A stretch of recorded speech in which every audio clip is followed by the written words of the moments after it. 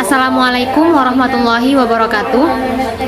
Perkenalkan, nama saya Nadia Atika Maulani, NIM 050201218081. Pada kesempatan kali ini saya akan sedikit menjelaskan dan memaparkan materi terkait perdamaian menurut Al-Quran surah Al-Hujurat ayat 9 sampai 10. Salah satu perintah Allah Subhanahu wa Ta'ala yang ada di dalam Al-Quran yaitu adalah menebarkan kedamaian dan berkomunikasi dengan sesama manusia secara sopan dan santun. Kedamaian juga dapat diartikan sebagai suasana yang nyaman tanpa gangguan apapun, baik itu dari permusuhan, kebencian, dan perilaku apapun yang dapat mengganggu ketenangan orang lain. Namun sikap ini juga harus dimulai dari kesadaran diri kita sendiri. Sejumlah ayat-ayat Al-Quran menegaskan betapa pentingnya sebuah perdamaian, termasuk di dalamnya juga upaya-upaya pencegahan sekiranya terdapat tanda-tanda yang akan menimbulkan konflik di tengah masyarakat.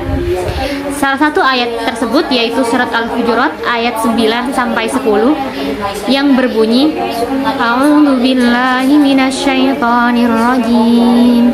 Bismillahirrahmanirrahim.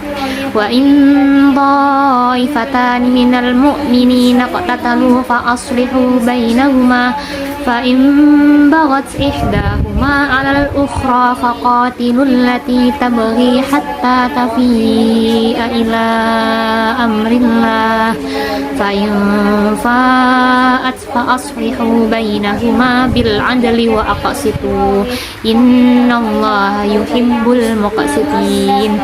Innamal mu'minuna ikhwatun fa aslihu baina akhawaykum wattaqullaha la'allakum turhamun.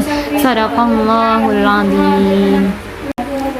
Ayat ini menjelaskan tentang himbauan untuk selalu menyebarkan perdamaian dan menghindari peperangan sebisa mungkin dimanapun dan kapanpun.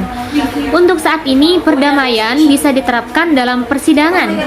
Misalnya di mana sebelum memeriksa satu perkara, hakim diwajibkan terlebih dahulu untuk mencoba mendamaikan kedua belah pihak.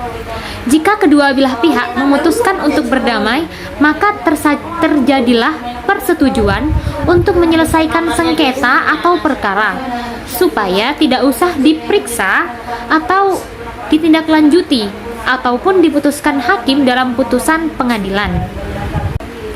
Ayat ini diturunkan berdasarkan sebuah kejadian yang pada saat itu Nabi Muhammad SAW sedang berjalan ke suatu tempat menggunakan keledai kendaraannya. Lalu ia pun melewati Ibnu Ubay. Saat melewati Ibnu Ubay, keledai ini pun kencing. Lalu Ibnu Ubay menutupi hidungnya. Ibnu Rawahah pun berkata kepada Ibnu Ubay, "Wahai Ibnu Ubay, demi Allah, sungguh bau kencing keledainya jauh lebih wangi daripada bau minyak kasturimu itu." Maka terjadilah perang antara kaum mereka berdua, saling baku hantam menggunakan tangan, terompah, dan pelepah pisang. Dalam ayat ini dijelaskan apabila suatu kaum melakukan perbuatan yang melewati batas, maka perangilah kaum tersebut sampai kaum tersebut kembali bertaubat dan mematuhi perintah Allah Subhanahu wa Ta'ala.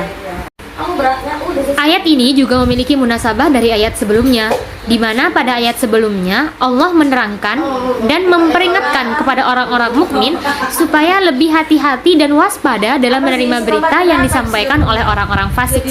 Maka pada ayat 9 ini Allah menerangkan tentang apa yang bisa saja terjadi akibat berita-berita tersebut, seperti pertengkaran antara dua kelompok yang kadang-kadang akhirnya menyebabkan peperangan. Sebagaimana wajib dilakukan antara dua kelompok, maka wajib pula antara dua bersaudara dan seluruh umat manusia untuk selalu berdamai, mengutamakan perdamaian di setiap pertengkaran dan konflik yang terjadi dengan sama-sama menurunkan ego masing-masing. Dan terakhir, karena memang sejatinya seluruh orang mukmin itu bersaudara, maka harus untuk menjaga hubungan antara keduanya.